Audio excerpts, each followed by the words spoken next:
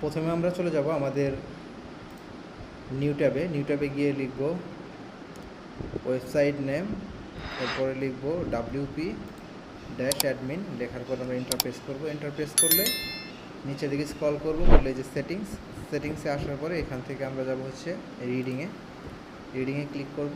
রিডিংয়ে click করার পরেই আমরা এই যে সার্চ ইঞ্জিন ভিজিবিলিটি, এখানে যদি একটি টিক মার্ক দিয়ে দেই, এরকম টিক মার্ক দিয়ে দিই, তাহলে এটা আর ক্রল করবে না, গুগল ক্রল করবে না, অর্থাৎ গুগলের বট আর এটাকে ক্রল করবে না। Discourage search engine from indexing this site.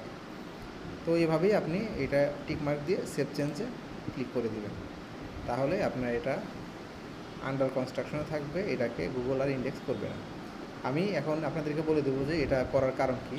আমরা যখন প্রথমে ওয়েবসাইট তৈরি করি তখন কিন্তু বেশ কিছুদিন আমাদেরকে ওয়েবসাইটের এই দিকে ঠিক করতে হয়, ওই দিকে ঠিক করতে হয়, এই পেজ পছন্দ হয় না, এই কন্টেন্ট পছন্দ হয় না, এইভাবে ইমেজ দেওয়া ঠিক হয় নাই, বা ডিজাইনের বিভিন্ন ধরনের চেঞ্জ আনি আমরা। কিন্তু আমাদের যদি একবার গুগল ক্রল করে ফেলে তাহলে কিন্তু সেটি আমাদের গুগল ইন্ডেক্সিং হয়ে গেলে সেটা থেকেই যায়।